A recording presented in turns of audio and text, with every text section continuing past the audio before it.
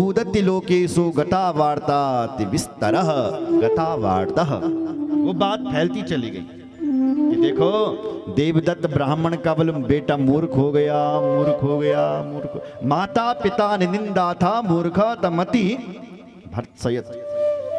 माता पिता भी उस पुत्र को मूर्ख मूर्ख कहने लगे। न हन जो गौपुण काल हन घर बेटा तई नो कालू पर तो सब गाँव वाला क्षेत्र वाला तई दिन कालू कालू बदता हे यू कालू बद कहो को यू कालू आयो। क्यों साहब? बोलो जय श्री राम। तो आज उसकी माता पिता ही उसकी निंदा करने लगे। उस बालक को बहुत बुरा लगा। माताओं सज्जनों, बहुत बुरा। और वो बालक घर से भाग पड़ा।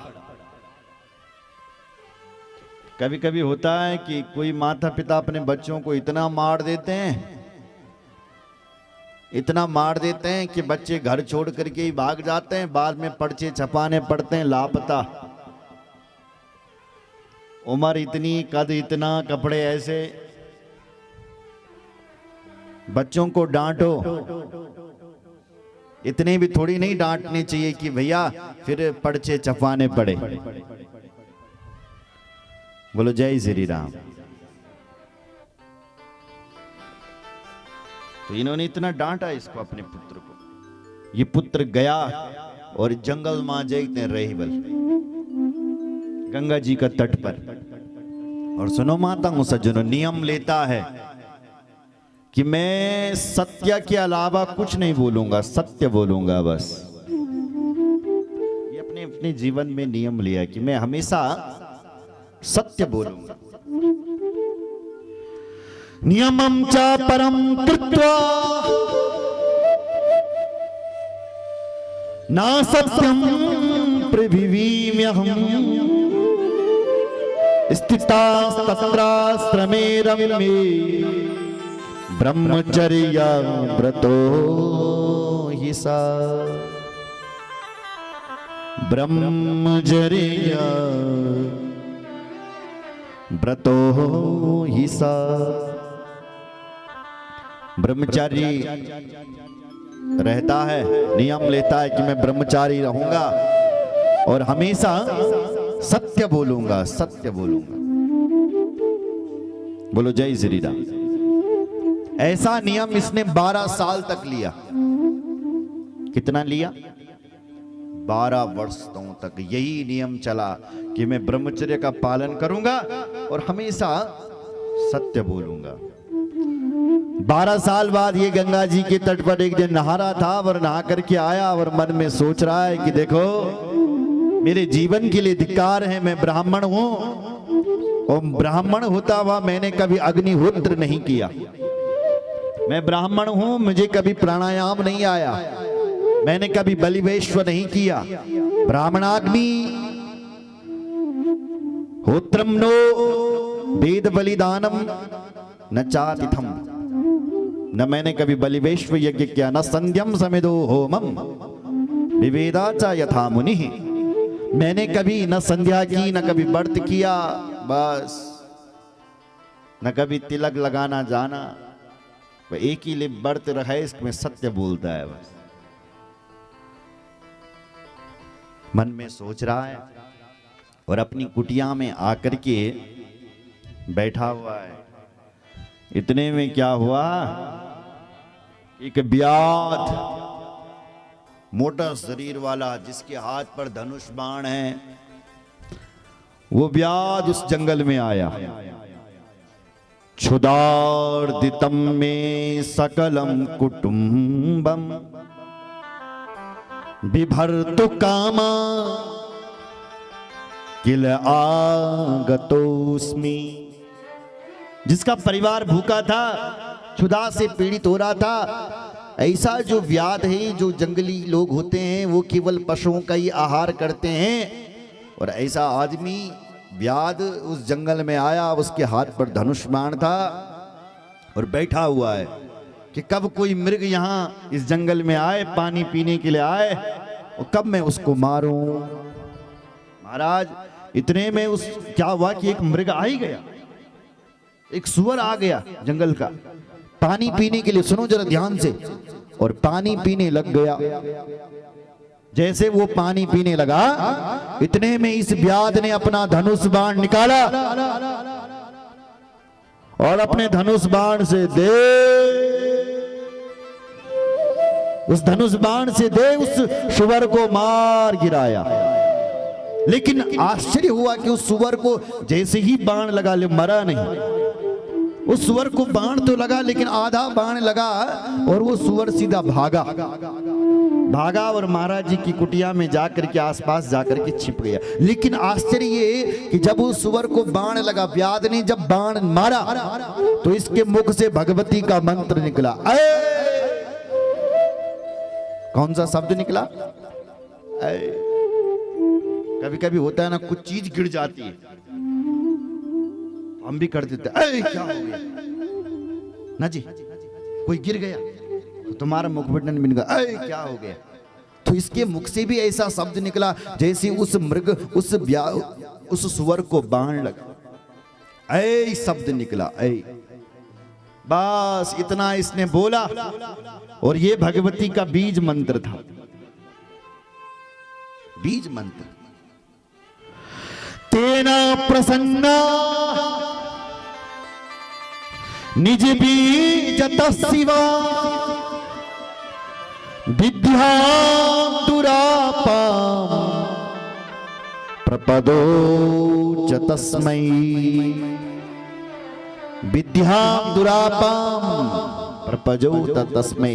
आज भगवती ने इसके ऊपर कृपा कर दी और इसने आधा ही मंत्र उस देवी का बोला है और इतने मंत्र से उसको सारी विद्या पर बल प्रफुल्लित हो गई है। बीजोच्चारण तो देव्या विद्या प्रस्फुलिता खिला वाल्मीकिश्च यथा पूर्वम तथा साय भवत् कवि। उदाहरण दिया, जैसे वाल्मीकि जी मरा मरा बोल करके आदि कवि बने हुए थे, उल्टा नाम जपा जग जाना वाल्मीकि। भाई कुछ तो बोलो, ब्रह्म समाना। जैसे वाल्मीकि जी ने उल्टा नाम, राम जी का उल्टा नाम जप जप करके आदि कवि बने वाल्मीकि जी, ऐसे ही इसने भगवती का आधा नो लीन केवल बिना अनुस्वार का होता है, ऐसा ऐंग होता है, उसमें अनुस्वार लगता है, लेकिन बिना अनुस्वार का मंत्र बोला इसने और उस बिना अनुस्वार का मंत्र बोलने मात्र से आदि कवि वाल्मीकि जी के समान। वाल्मीकिश्च यथा पूर्वम तथा यह भवत् कवि। जैसे वाल्मीकि जी आदि कवि बने। बोलो जय श्री राम, जोर से बोलो। वाल्मीकि जी एक डाकू था, डाकू। कौन सा डाकू? रत्नाकर डाकू। नारद जी ने समझाया, जिनके लिए कर रहे हो उनको पूछो जरा कि जब तुम मरेगा ये तेरे साथ आएंगे क्या? तो गया पूछा कि तुम मेरे साथ भी आओगे जब मैं मरूंगा, जब मैं पाप भोगूंगा? तो उन्होंने कहा हम तेरे साथ क्यों आए, पाप तो करे, भोगे हम तेरे साथ। उसी समय वैराग्य हो गया, घर में जंगल में गया और उल्टा नाम जपा वाल्मीकि जी ने। सुनो माताओं सज्जनों, राम नहीं जपा, मरा मरा जपा। और ये भी भगवान का नाम जप रहे थे तमसा नदी के किनारे, और इतने में ही एक व्याध आ गया। सुन रहे हो? कौन आया? व्याध। और सुन लो जरा, उस व्याध ने क्या किया कि दो पक्षी थे, क्रौंच पक्षी, और वो व्याध जंगल में आया, वाल्मीकि जी तपस्या कर रहे थे और उसने अपना धनुष बाण निकाला और क्रौंच पक्षी को दे मारा और उन दोनों को मार दिया। वाल्मीकि जी ये दृश्य देख रहे थे। वाल्मीकि जी ने को क्रोध आ गया और वो उस निषाद को उसी समय श्राप दे दिया। ए निषाद, मां निषाद प्रतिष्ठात्वम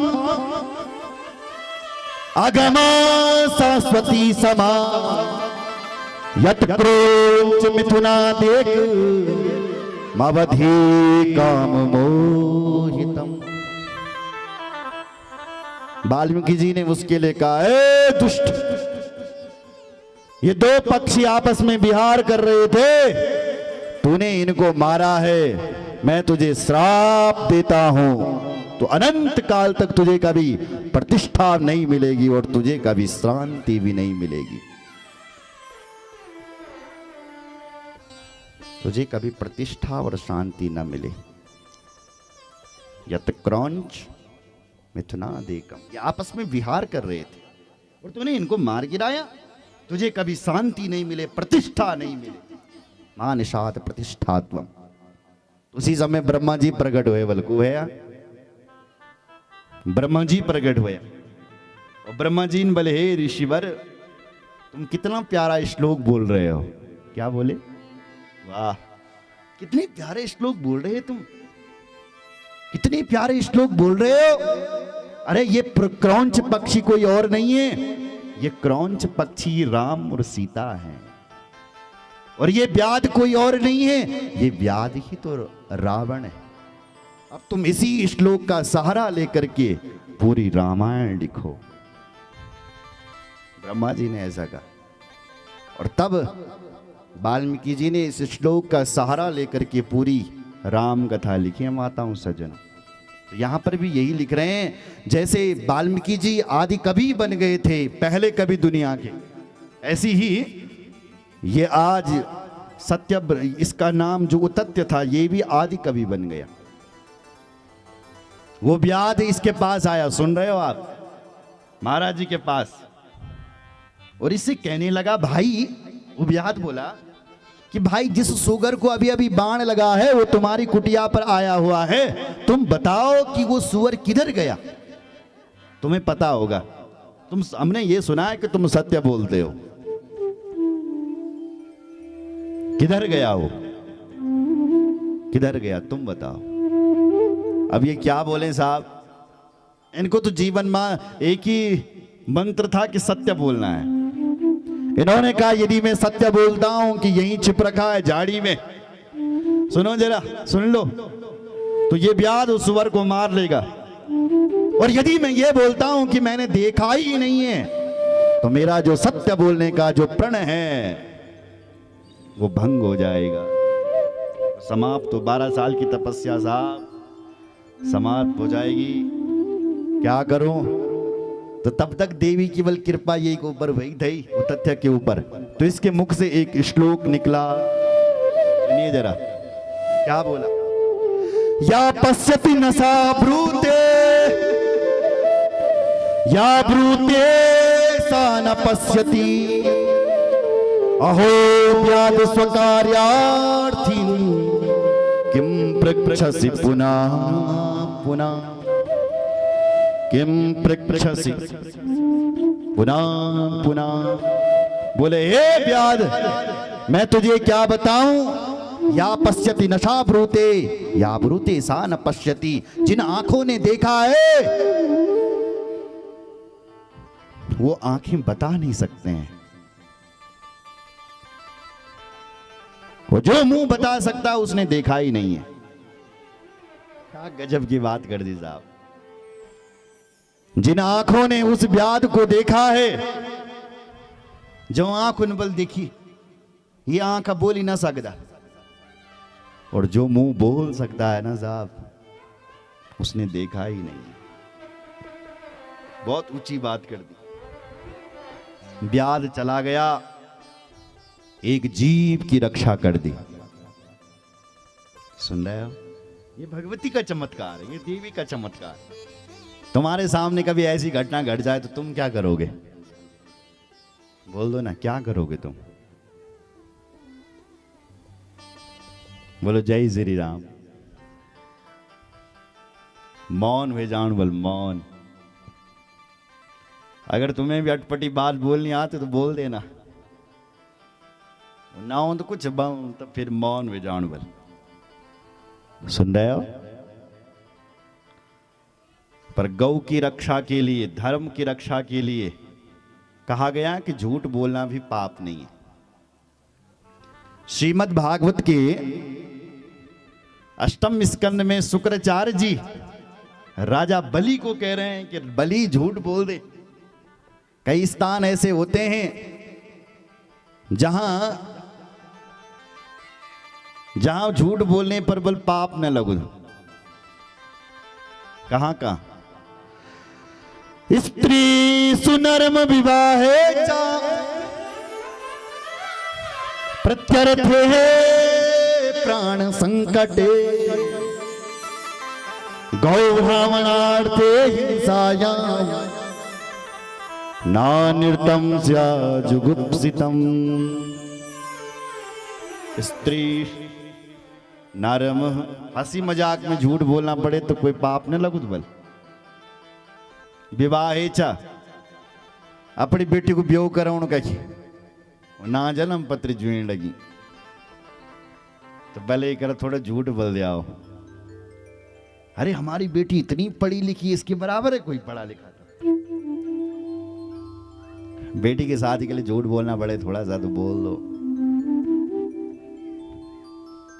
प्रत्यर्थे, अपनी जीविका को चलाने के लिए बल थोड़ा झूठ बोलना पड़ता है तो चल जाता है। प्राण संकटे, अपने प्राण का भी संकट में आ जाए तो झूठ बोलना पड़े चल जाएगा, कोई पाप ना देखो। गौ ब्राह्मणार्थे हिंसायाम, कोई गौ माता की हिंसा कर रहा हो वहां तुम्हें झूठ बोलना पड़े तो बोल सकते हो, कोई पाप नहीं है। कोई ब्राह्मण की हिंसा कर रहा है वहां यदि झूठ बोलना पड़े तो पाप न लगुन माताओं सज्जनों बल। बोलो जय श्री राम। आज ये बात फैल गई कि देखो सत्यव्रत ने, इस बालक ने एक जीव की रक्षा कर दी। इतना बड़ा विद्वान वो बालक हो गया और उसका उतथ्य से उसका नाम सत्यव्रत पड़ गया। प्रसिद्धा सर्वलोकेषु नामना सत्याव्रतो द्विजा। नामना